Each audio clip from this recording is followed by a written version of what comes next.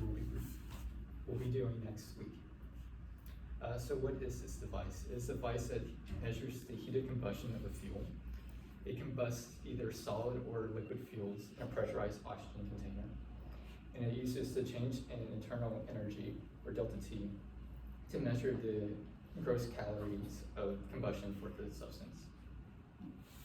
Major components of the calorimeter includes the stainless steel bomb located in the center of the device. It is also surrounded by water, which acts as a heat source or a heat sink, for which thermal energy is then conducted into the water. A water stirrer is used to agitate and circulate the water so that there's an even distribution of heat. And the thermocouple is used to measure the initial and maximum equilibrium temperatures during the experiment. Components of the bomb include the crucible, which is where the fuel is located, the ignition wire, which is connected between two electrodes and is rested on top of the substance that's being ignited, and the bomb housing, which is a constant volume container that is filled with pure oxygen at 30 atmosphere to allow for a complete combustion of the process. This is a first law thermodynamic system. This equation is using the change of internal energy is equal to the heat minus the work of the system. Since this is a constant volume system, there is no work, so this simplifies down to the change in internal energy is equal to the heat of the combustion. For the calorimeter, this is then written as heat is equal to the change in temperature, or the rise in the temperature in the system, is equal to mass times the specific thermal capacity of the material.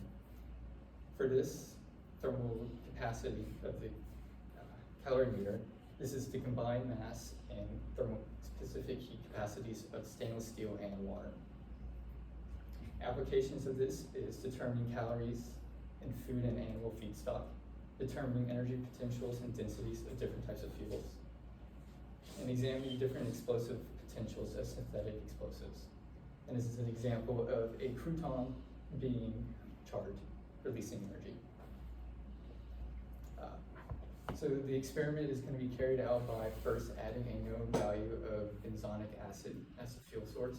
This is placed inside the crucible, and 10 centimeters of nichrome wire is then placed between the two electrodes over the fuel source.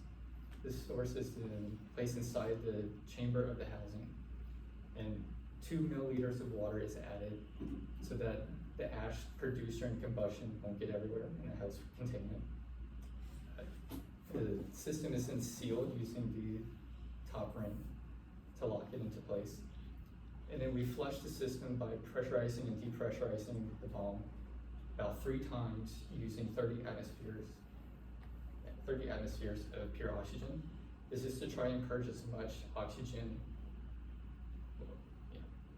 purge as much atmospheric air out of the system to allow for a complete combustion of the system. We then place this inside the water bucket containing water that once again acts as the heat source or heat sink of the device. We then place a lid with the thermocouple and stirrer motor on top of it. This is then used to calculate and log the temperature data during the experiment. The temperature data is supposed to start logging 2 minutes before the experiment is to begin. And then a ignition source is ignited, setting off the reaction inside the bomb. And then we wait for around 2 to 3 minutes or until we see a maximum equilibrium temperature reached. Then the experiment is turned off.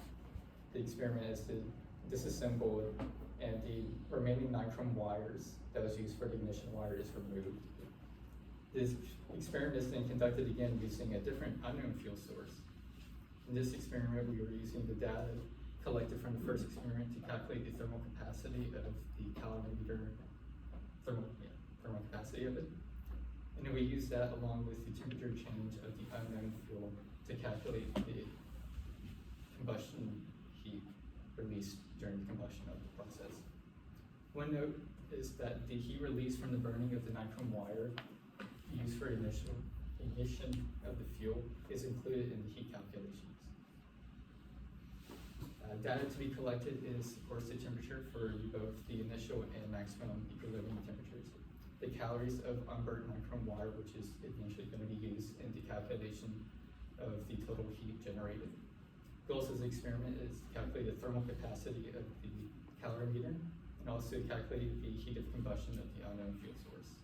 We will be using the first law equation that has been specifically designed for the calorimeter experiment. A simple thermal capacity calculation using the given data of water, stainless steel, and benzene added was used. A temperature change of 2.7 Celsius was observed. And to the right is a temperature plot of what we expect the temperature data to show during the experiment. Some uncertainties associated with the experiment is thermocouple accuracy, along with not knowing the exact fuel quality that is being used. Complete combustion is something we are uncertain of because there is still some uncombustion air inside the container, even though we have flushed it a few times. Water and stainless steel specific heat capacities can differ depending on the alloy and also minerals inside the water.